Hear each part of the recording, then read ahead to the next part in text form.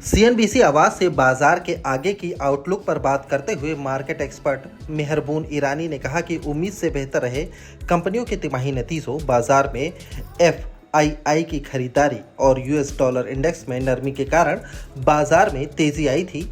भले ही निफ्टी ने नया हाई नहीं बनाया हो, लेकिन दिसंबर 2022 में निफ्टी ने जो हाई बनाया था, अब बाजार उसकी तरफ फिर से लौटता नजर आ रहा है। उन्होंने कहा कि मौजूदा समय में बाजार का वैल्यूएशन सही स्तरों पर है, ऐसे में बाजार में दिग्गज कंपनियों में नया पैसा लगाने के पक्ष में नहीं हूं। उन्होंने कहा कि मिड कैप और स्मॉल कैप शेयर ज़्यादा बेहतर लग रहे हैं। मेहरबून ईरानी ने बातचीत में कहा कि जियोपॉलिटिकल तनाव, US Fed factor, monsoon factor बाजार के लिए बड़े चिंता की बात है, क्योंकि मॉनसून की कमजोरी से बाजार में फिक्र बनी है, क्योंकि मॉनसून से कई सेक्टर पर असर पड़ा है। ऐसे में फ्रंटलाइन स्टॉक्स पर हमारा फोकस ज़्यादा नहीं है। उन्होंने कहा कि कई शेयरों में वैल्यूएशन बहुत ज़्यादा हो गए हैं। उन्होंने कहा कि मिड कैप और स्मॉल कैप शेयर आगे अच्छा प्रदर्शन करते नजर आ सकते हैं। अगले 2 से 3 महीनों में मिड कैप और स्मॉल कैप शेयरों में अच्छा पैसा बनता नजर आएगा।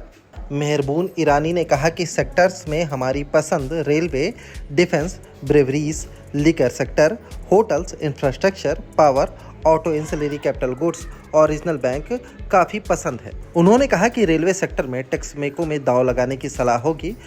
वहीं ब्रूवरी सेक्टर में सुला और तिलक नगर शेयर हमारी पसंद है। वहीं होटल्स में ताज जीवीके और सिंक्लेयर होटल्स हमारी पसंदीदा स्टॉक्स हैं। वहीं रीजनल बैंक में कर्नाटक बैंक, करूर वैश्य बैंक हमारी लिस्ट में है, जबकि पावर सेक्टर में एचबीएल पावर में खरीदारी की जा सकती है। साथ ही सुप्रीम आईएनडी भी हमारी पसंदीदा लिस्ट में शामिल है। आईटी और फार्मा सेक्टर पर बात करते हुए उन्होंने कहा कि मौजूदा समय में आईटी और फार्मा सेक्टर पर ज़्यादा दबाव बना हुआ है। हालांकि ट्रेडिंग के लिहाज से इन सेक्टर्स में पैसे लगाए जा सकते हैं, लेकिन इन सेक्टर में निवेश के नज़रिए से देखा जाए तो मेरी इनसे दूर रहने की सलाह होगी।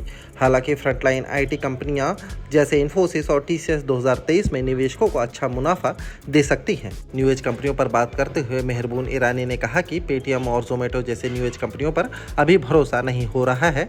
वहीं डेल्टा कॉर्प पर बात करते हुए उन्होंने कहा कि मौजूदा निवेशक 240 रुपए के स्तर पर अपने पोजीशन को होल्ड कर सकते हैं। moneycontrol.com पर दिए गए विचार एक्सपर्ट्स के अपने निजी विचार होते हैं। वेबसाइट या मैनेजमेंट इसके लिए उत्तरदायी नहीं है। यूजर्स को मनी कंट्रोल की सलाह है कि कोई भी निवेश निर्णय लेने से पहले सर्टिफाइड एक्सपर्ट्स की सलाह लें।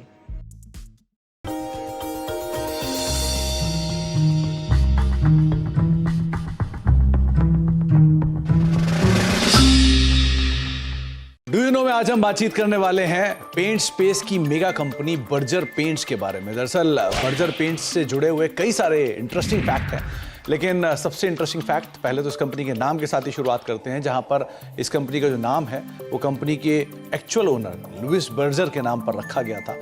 262 साल पहले इस कंपनी की शुरुआत हुई थी और ये कंपनी जर्मनी से शुरू हुई थी और धीरे धीरे मल्टीपल एक्विजिशंस और मर्जर्स के थ्रू होते होते यहाँ तक की स्थिति में पहुंची है। इसके अलावा कुछ इंटरेस्टिंग फैक्ट में ये भी है कि ये दुनिया की 14वीं सबसे बड़ी पेंट कंपनी है, एशिया की 4थी सबसे बड़ी पेंट कंपनी है और भारत की दूसरी सबसे बड़ी पेंट कंपनी के तौर पर शुमार है और करीब करीब 15 से लेकर 20% के आसपास का मार्केट शेयर अपने स्पेस के अंदर कमांड करती है। हालांकि जो लीडर है उसका हाफ मार्केट शेयर है, लेकिन फिर भी कंपनी का एक स्ट्रॉन्ग मार्केट शेयर अभी भी कमांड करती है। बर्जर पेंट्स इंडिया में करीब करीब 99 साल पहले से कामकाज कर रही है और एक इंटरेस्टिंग पार्ट ये भी है कि 99 साल पहले इसका नाम था हैडफील्ड इंडिया, जिसके साथ इसने शुरुआत की थी कोलकाता में और वहां से धीरे धीरे फेरबदल होना शुरू हुआ।